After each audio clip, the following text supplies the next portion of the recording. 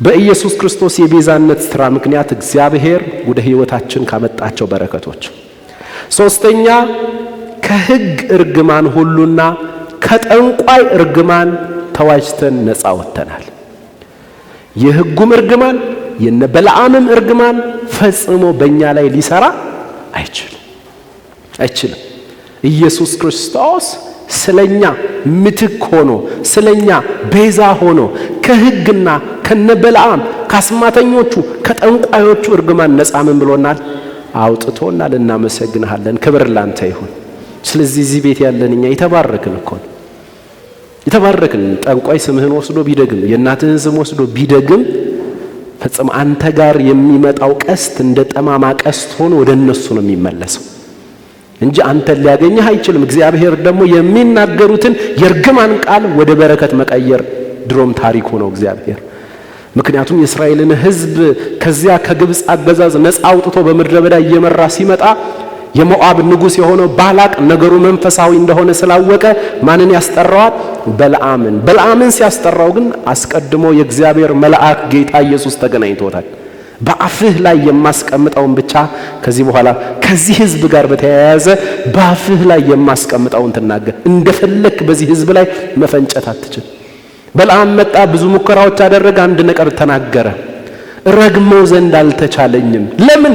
እግዚአብሔር አስቀድሞ ምን ብሎታልና? ባርኮታልና። ሃሌሉያ! እግዚአብሔር ቀደመኝ። መንፈስ ዓለም ላይ እሱ ቃል አወጣ። እግዚአብሔር ቀደመኝ እንጂ ባይቀድመኝ ኑሮ እንደ ሌሎች ነገስታቶች ሽባ አደርግልህ ነበረ። ነገር ግን ይህ ሕዝብ ገና ሲወጣ ተባርኮ የወጣ ሕዝብ ነው። የባረከው ደግሞ የብርሃን ዓለም መንግስት ነው። የእርሱን ንግግር የእርሱን በረከት ወደ እርግማን መለወጥ የማልችልበት የብርሃን ዓለም መንግስት ነው አስቀድሞ የባረካቸው። እግዚአብሔር ባርኳልና እኔ ልረግም አልችልም። ስለዚህ እኛ ደግሞ በአዲስ ኪዳን በከበረው ኪዳን በልጁ በክርስቶስ ኢየሱስ ደም በተመሰረተው ክቡር ኪዳን ውስጥ ያለን እኛ ደግሞ ከዛ በላይ ስለዚህ እግዚአብሔር የጠንቋዮችን እርግማን እንኳን ወደ በረከት ቀይሮ ያመጣዋል እንጂ እውነት ሳይጠነቆልብን ሳይደግሙብን ሳይመትቱብን ቀርተው ነው እንዴ? አይደለም እኮ። ነገር ግን አንተ ዝም ብለህ ትለመልማለህ። እየተደገመብህም በስምህ ላይ እየተማማሉ እየመተቱብህ እንደሆነም አታውቅም። ግን ተዘልለህ ትኖራለህ። ይህ ሕዝብ በሬ የለመለመ ሳርን እየጨረሰ እንደሚመጣ ከፊት ለፊቱ ያሉትን ነገስታቶች ሁሉ እያጠፋ የሚመጣ ሕዝብ ነው። ሕዝቡ በራሱ እኮ ብርቱ ሕዝብ ሆኖ አይደለም እኮ። ከዓለም ሕዝብ እኮ የተለየ ሕዝብ ሆኖ አይደለም። ነገር ግን ከዚህ ሕዝብ ፊት ለፊት ኢየሱስ ክርስቶስ የአባቶቻቸው አምላክ ቀድሞ ይሄዳል እያጠፋላቸው። እሱ ድል ይነሳል። ድል ነሾች የሚባሉት እነሱ ናቸው። እኛንም እንደዚሁ ነው በአዲስ ኪዳን ድል ነስቶ ድል ነሾች አደረገን። ድል በነሳው በእርሱ እንደ ድል ነሽ ነው የምንንቀሳቀሰው። የእርሱ ድል መንሳት ለእኛ ተቆጠረ። መስቀል ላይ ያልሰራው ስራ የለም። ሰይጣንና አጋንንቶችን ካታርጆ አድርጓቸዋል። ትጥቅ አልባ አድርጓቸዋል። እንደ ሽባ ነው ያደረጋቸው።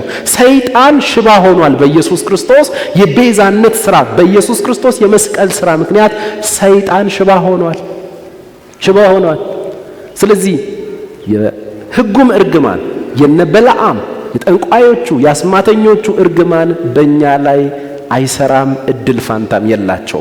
እግዚአብሔር አስቀድሞ ባርኮናል። አባባ እናመሰግንሃለን። ስለዚህ ስምህን ሊወስድ ሲል እግዚአብሔር ደግሞ ስምህን ቀርጬዋለሁ፣ ደግሞ በስምህ አውቃለሁ አይደል? በስምህ ተቤዥቻለሁና አንተ የኔ ነህ፣ በስምህ አውቃለሁ አለ። አባት ሆይ እናመሰግንሃለን። የኔ ነህ ማለት የሚችል ባለ ንብረቱ እሱ ተቤዥቻለሁና በልጄ ቤዛነት ሥራ ተቤዥቻለሁና አንተ የማንም አይደለህም፣ አንተ የኔ ነህ። እናመሰግንሃለን። ዋው! ይሄንን ሐሳብ ገላትያ ምዕራፍ 3 ከቁጥር 13 ጀምሮ ማግኘት ትችላላችሁ። ዘዳግም 28፣ ዘኍልቍ ከምዕራፍ 22 እስከ ምዕራፍ 24 ድረስ በምሳሌና በጥላ መልኩ መጠቀም እንችላለን። አራተኛ ችንኔና የቀረውን ደግሞ የሆነ ጊዜ እንመለከታለን። አራተኛ በጌታችን በኢየሱስ ክርስቶስ የቤዛነት ሥራ ምክንያት ጸድቀናል፣ የእግዚአብሔር ጽድቅ ተደርገናል። ኢየሱስ ክርስቶስ ቤዛ ከመሆኑ የተነሳ ኢየሱስ ክርስቶስ ምትክ ከመሆኑ የተነሳ በሕይወታችን የተፈጸሙ ነገሮች አሉ። አራተኛው ጸድቀናል፣ የእግዚአብሔር ጽድቅ ተደርገናል። ስለዚህ እዚህ ቤት ያላችሁ እናንተ ቆመህ የምትንቀሳቀስ የማጸድቅ ነህ? የእግዚአብሔር ጽድቅ። ሃይማኖተኛው ሰፈር ላይ ይህንን ቋንቋ ማግኘት ትችላለህ? ፈጽሞ ሐራም ነው። ፈጽሞ ሃይማኖተኞች ሁሉ የሚታገሉት የእግዚአብሔር ጽድቅ ለመሆን ነው። ጻድቅ ለመሆን በየሃይማኖታው የራሳቸው የሆነ ደረጃ አላቸው፣ የጽድቅ ደረጃ አለ። ስለዚህ ሃይማኖቱ ያስቀመጠላቸውን ነገር በመፈጸም በማድረግ ጻድቅ ለመሆን ነው የሚታገሉት። ጻድቅም ተብለው ሊጠሩ ይችላሉ። ችግሩ ግን በመጽሐፍ ቅዱስ ውስጥ ስንት ጽድቅ ነው ያለው? 2 ጽድቅ አለ። አንደኛው ሮሜ ምዕራፍ 9 እና 10 ላይ የራሳቸው ጽድቅ አለ የሃይማኖተኞቹ። ቀጥሎ ደግሞ ሰማይ የሚቀበለውና እውቅና የሰጠው ስንት ጽድቅ አለ? 1 ጽድቅ አለ። እርሱ የማጽድቅ ነው? የእግዚአብሔር ጽድቅ ነው። የሰው ጽድቅ ቢሆን ኖሮ የእግዚአብሔር አይባልም ንብረትነቱ። በትግልህ ያመጣኸው፣ በስራህ ያመጣኸው። ስለዚህ ጽድቁ ራሱ ደረጃው ይለያያል። ስለዚህ አሁን የእግዚአብሔር ጽድቅ ነን ማለት አንችልም ነበር። በሃይማኖት ሰፈር ቢሆን ኖሮ ገና ጀማሪ ጻድቅ አለ፣ እያደገ ያለ፣ የበቁ የሚባሉ አሉ። ከዛም ደግሞ እንደዚህ ነው፣ ደረጃ አለው ሃይማኖት ሰፈር።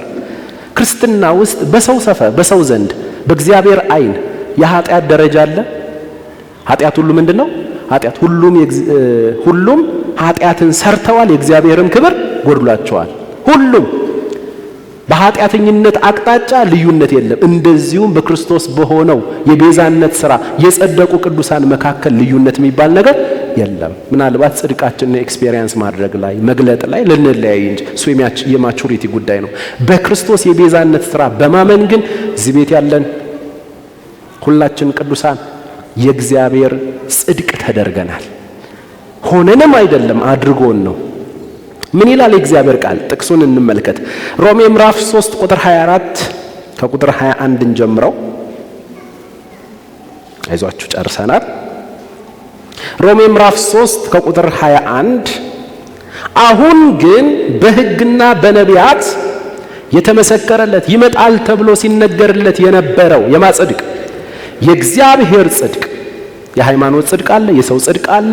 የሃይማኖትና የሰው ጽድቅ እግዚአብሔር እውቅና አልሰጠውም። ስለዚህ በሃይማኖት ሰፈር ጻድቃን የተባሉት አይጸድቁም። እግዚአብሔር የሚያውቀው አንድ ጽድቅ ነው፣ እርሱም የራሱ ጽድቅ ነው። ያንን ጽድቅ የያዘ ብቻ ነው የሚቀጥለው ከእግዚአብሔር ጋር። አሁን ግን በሕግና በነቢያት በብሉይ ኪዳን በሕግና በነቢያት ይመጣል ተብሎ የተመሰከረለት የእግዚአብሔር ጽድቅ ያለ ሕግ ምን ብሏል? ተገልጧል። ከሙሴ ሕግ ጋር ግንኙነት የለውም። የሙሴን ሕግና ስርዓት ፈጽመ የምታገኘው አይደለም። ስለዚህ የሙሴን ሕግና ስርዓት ፈጽመ ማግኘት አትችልም ሲል እያንዳንዱ ሃይማኖተኛ ደግሞ የራሱን ጽድቅ ለመመስረት ይቆም። ኢሳይያስ ምን እንዳለ ታስታውሳላችሁ? ኢሳይያስ ምናልባት እችን ቦታ ስንጠቅሳት መጠንቀቅ አለብን ብዬ አስባለሁ። አይደለም ኃጢአታችን ነውና ጽድቃችን ራሱ ምንድነው ብሏል? የመርገም ጨርቅ ነው። ግን ኢሳይያስ አህዛብን እያሰበ ነው እንደዛ ያለ? አህዛብን እያሰበ አይደለም። ለእግዚአብሔር ቅርብ የተባለውን ሕዝብ፣ እግዚአብሔር አስቀድሞ የመረጠውን ሕዝብ፣ ሕግና ስርዓት የሰጠውን ሕዝብ፣ ለእግዚአብሔር ቅናት ያለውን ሕዝብ፣ ለእግዚአብሔር ካልተቀደስኩ እያለ የመተጣጠብ ስርዓት ያበጀውን ሕዝብ ከአህዛብ በትንሹም ቢሆን የሚሻለውን ምን በትንሹ በብዙ ነው እንጂ በእግዚአብሔር አይን ነው እንጂ ሁሉም አንድ የሆነው እኮ ከአህዛብ የአይሁድ ሕዝብ እኮ በብሉይ ኪዳን ተጠንቅቆ ነው የሚኖረው እኮ። አህዛብን አይጨብጥ፣ እርኩስ ነገር ወደ ቤቱ አያስገባ፣ ተጠንቅቆ ለአምላኩ ቀናተኛ ሆኖ የሚኖር ነው። ለአምላኩ ቀናተኛ የሆነውን ተጠንቅቆ የሚኖረውን ሕዝብ ምን አለ? አይደለም ኃጢአታችን ጽድቃችን ራሱ የመርገም ጨርቅ ነው። ስለዚህ ኢሳይያስ አህዛብን እያሰበ አይደለም እንደዛ ያወራው። አደራችሁ አህዛብን ቢያይ ኢሳይያስ ምንድነው የሚለው ነው? ኦኬ ለእግዚአብሔር የሚቀናውን ሕዝብ ይዞ አይደለም ኃጢአታችን ጽድቃችን የመርገም ጨርቅ ነው ካለ አህዛብን ቢያይ የአህዛብ የኑሮ ስርዓት ውስጥ ቢገባ ምንድነው የሚለው? ቋንቋ ይኖረው ይሆን? ስለዚህ ይህንንም ጥቅስ እንጠንቀቅ። ሃይማኖተኞች ለጽድቅ ቅርብ የሚባሉት በራሳቸው አይነት ጥንቃቄ የሚጓዙትን የአይሁድን ሕዝብ ጽድቃችሁ ራሱ የመርገም ጨርቅ ነው ካለ አባባ እናመሰግናለን። በቃ የሰው ጽድቅ የመርገም ጨርቅ ነው ተብሎ እኮ አለቀ። ግን ሃይማኖተኞች ሁሉ የመርገም ጨርቅ ነው የተባለውን ሊያቋቁሙ ነው የሚፈልጉት። እግዚአብሔር አስቀድሞ ተናግሯል። ከአሕዛብ የመጣ ሰው ደግሞ ከአሕዛብ ዓለም የመጣ ከ12ቱ የእስራኤል ሕዝብ ከዚያ ሃይማኖት ውጭ የሆነ ሰው ደግሞ ጽድቃችን የመርገም ጨርቅ ነበር ብሎ ማውራትም የለበትም። እኛ ባይዘወይ ድሮ ጽድቃችን የመርገም ጨርቅ አይደለም፣ ሌላ ስም ነው ሊሰጠው የሚገባው። ምክንያቱም ከአይሁድ ወገን አይደለንማ። እሺ አሁን ግን በሕግና በነቢያት የተመሰከረለት የእግዚአብሔር ጽድቅ አሕዛብ እኮ ይህንን ሲሰማ እኮ በጣም እልል ነው ማለት ያለበት እኮ። የለንም እኮ በብሉይ ኪዳን ወደ ገዛ መንገዳቸው የሄዱ ዘንድ አሕዛብን ተዋቸው። በጣዖት አምልኮ የሚታወቅ ሕዝብ ነው። ጣዖትን በማምለክ ጣዖትን ተራራ ሲያይ የተራራ መስዋዕት ይሰራል። ጳውሎስን ታስታውሳላችሁ? ሐዋርያት ሥራ ወደ አቴንስ ወደ ግሪክ ሄደ። ሙሉ አቴንስ በምን የተሞላች ነች? በጣዖት አምልኮ እየተዘዋወረ ያያል። በጣዖት አምልኮ የተሞላ ነው። የተራራ አምላክ ለሱም መስዋዕት ይቀርባል። የሸለቆ አምላክ ለሱም መስዋዕት ይቀርባል። የወንዝ አምላክ ለሱም መስዋዕት አለው። የውቅያኖስ የባህሩ አምላክ፣ የዝናብ አምላክ፣ የብርሃን አምላክ፣ የፀሐይ አምላክ፣ የጨረቃ አምላክ ብቻ የተገኘውን ሁሉ መስዋዕት ሰርቶ የሚያመልክ ሕዝብ ነው። ጭራሽ ደግሞ እኛም ማናቀው ሌላ አገር ላይ ያለ አምላክ ይኖራልና እንዳይከፋው ለማንኛውም ለማይታወቅ አምላክ የሚል መስዋዕት ደግሞ አቀረበ። ተመልከት ጥንቃቄያቸው። ማናቀው ሌላ ዓለም ላይ ያለ ማናቀው አንድ ደግሞ ሌላ አምላክ ሊኖር ይችላል። አምላክ ካበዛህላቸው አትንካባቸው እንጂ ደስተኞች ናቸው። ከዛ ለማይታወቅ አምላክ ሲሉ ለጳውሎስ ጥበብን ሰጠው መንፈስ ቅዱስ። በተለይ ወንጌል የምትሰብኩ ሰዎች ከዚህ ላይ መማር አለብን። እናንተ የአቴና ሰዎች ሆይ በከተማችሁ እየተዘዋወርኩኝ ስመለከት ብዙ ጣዖታትን እንደምታመልኩ አይቻለሁ። በኢየሱስም ስራው ይፍረሳል አላለም። ደግሞ ስዘዋወር አንድ ደግሞ የጣዖት ስም ደግሞ ተመለከትኩኝ። ለማይታወቅ አምላክ የሚል ጽሕፈት ያለበትን ተመልከቱ። እንግዲህ ሳታውቁ የምታመልኩትን እኔ ልንገራችሁ። አያችሁ ጥበብ። እባካችሁ ወንጌል ስብከት የምትወጡ ወንድሞቻችን፣ የሰው ሃይማኖት መሳደብ የወንጌል ክፍል አይደለም። የሰው ሃይማኖትን ማንቋሸሽ የወንጌል ክፍል አይደለም። ጣዖቶቻችሁ ገደል ይገባሉ ምናምን አላለም እኮ ሐዋርያው ጳውሎስ። ጣዖቶች እንዳሉ ያችን ምን የተጻፈባትን ለማይታወቅ አምላክ የሚል ጽሕፈት ያለባትን እናንተ ሳታውቁ የምታመልኩትን እንግዲህ ልንገራችሁ፣ እርሱ የሰማይና የምድር ፈጣሪ ነውና ሰው በሰራው መቅደስ ምን አይልም አይኖርም። እውነተኛውን አምላክ እየተናገረ ጣዖቶቻቸውን ከንቱ አደረገ። ስለ እውነተኛው አምላክ ቤተ መቅደስ እያወራ የጣዖቶቻቸውን ሁሉ መሠዊያ ከንቱ አደረገ። እንመለስ። ስለዚህ ይህንን ሁሉ ያስወራን ምንድነው? አሕዛብ ሁሉ ከጣዖት አምልኮ የመጣ ነው። ጽድቄ ብለን የምናስቆጥረው አንዳች ነገር የለም። እኛም አገር ላይ በየወይኖቱ በአራቱም አቅጣጫ ሕዝቡ ሁሉ ጣዖት አምላኪ ነው። ምንም ማስተባበል አያስፈልግም። ኢትዮጵያ ውስጥ ኤቭሪባዲ በአራቱም አቅጣጫ ጣዖት አምላኪ ሕዝብ ነው ያለው። ብዙዎቻችንም ከዛው ነው የወጣ ነው። ስለዚህ በሕግና በነቢያት አሁን ግን በአዲስ ኪዳን በሕግና በነቢያት የተመሰከረለት የማጽድቅ በቃ የሰው ጽድቅ የሃይማኖት ጽድቅ ገደል ገባ። የእግዚአብሔር ጽድቅ ያለ ሕግ ተገልጧል። እርሱም ለሚያምኑ ሁሉ የሆነ በእምነት የሚገኝ ነው። ከእምነት ጋር የተያያዘ ለሚያምኑ ሁሉ ሲል ደግሞ ሃይማኖተኛው ዓለም እኔም አምናለሁ በእንትናየም በሷም በሳቸውም አምናለሁ እንዳይል ቆለፈው። በኢየሱስ ክርስቶስ በማመን የሚገኘው የማጽድቅ ነው፣ የእግዚአብሔር ጽድቅ ነው። ልዩነት የለምና ሁሉም ኃጢአትን ሰርተዋል፣ የእግዚአብሔርም ክብር ጎድሏቸዋል። ቁጥር 24 ነው የምንፈልጋት።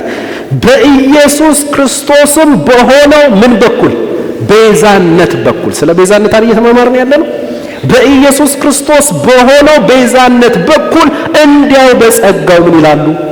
ጸድቃሉ። ስለዚህ የኢየሱስ ክርስቶስ የቤዛነት ሥራ የጽድቃችን መሰረት ነው። እንዲያው በጸጋው በኢየሱስ ክርስቶስ በሆነው የቤዛነት ሥራ በኩል እንዲያው በጸጋው ምን ይላሉ? ይጸድቃሉ። ስለዚህ በጸጋው በክርስቶስ ኢየሱስ የቤዛነት ሥራ ላይ በተመሰረተ እውነት ምን ብለናል? ጸድቀናል። ቀጥሎ ሁለተኛ ቆሮንቶስ ምዕራፍ 5 ቁጥር 21 ላይ ሁላችንም የምናውቀው ጥቅስ ቤዛነት ወይም ኢየሱስ ቤዛዬ ስንል ምትኬ ማለት ስለሆነ እግዚአብሔር እኛን በማን ቦታ ወሰደን? በኢየሱስ ቦታ። ኢየሱስን ደግሞ በማን ቦታ ያደረገው? በእኛ ቦታ። ምን ይላል ሁለተኛ ቆሮንቶስ ምዕራፍ 5 ቁጥር 21? እኛ በእርሱ ሆነን በክርስቶስ ሆነን የማጽድቅ እንድንሆን የእግዚአብሔር ጽድቅ እንድንሆን። በቃ የትኛውም ሃይማኖት ውስጥ ብትሄድ የእግዚአብሔር ጽድቅ መሆን አትችልም። የትኛውም ሰው ጋር ጻድቅ የተባለችው ጋር ብትሄድ የእግዚአብሔር ጽድቅ መሆን አትችልም። እግዚአብሔር በማን ያደረገን? በክርስቶስ ሲያደርገን የማጽድቅ አደረገን የራሱስ። እኛ በክርስቶስ ሆነን በቃ በማንም ሆነ አይደለም የምታገኘው። እኛ በክርስቶስ ሆነን የእግዚአብሔር ጽድቅ እንሆን ዘንድ ኃጢአት ያላወቀውን እርሱን ስለኛ ምን አደረገው? ኃጢአት አደረገው። የምትክነት ሥራ የመቀያየር ሥራ ተሰራ ማለት ነው። ኢየሱስ ክርስቶስ ቤዛችን ከመሆኑ የተነሳ የእግዚአብሔር ጽድቆች ወይም የእግዚአብሔር ጽድቅ ተደርገናል። ጽድቆች የሚል ቋንቋ የለም፣ ሶሪ። በክርስቶስ ኢየሱስ የቤዛነት ሥራ ከማመናችን የተነሳ የእግዚአብሔር ጽድቅ ተደርገናል። ስንት ጽድቅ ነው ያለው? አንድ ጽድቅ ነው ያለው። እግዚአብሔር የተባረከውን። ስለዚህ በክርስቶስ ኢየሱስ የቤዛነት ሥራ ምክንያት እንዳትረሱ ዛሬ የተማማርነው 4 ነገር አለ። አንደኛ የእድሜ ዘመን የኃጢአታችንና የበደላችንን ስርየት ምን ብለናል? አግኝተናል። ሁለተኛ ከጨለማ ስልጣን አድኖ ወደ ፍቅሩ ልጅ መንግስት አፍልሶናል። ሶስተኛ ከሕግ እርግማን ሁሉና ከጠንቋይ እርግማን ሁሉ ነፃ ወጥተናል። አራተኛ ጸድቀናል፣ የእግዚአብሔር ጽድቅም ተደርገናል። እንጸልይ።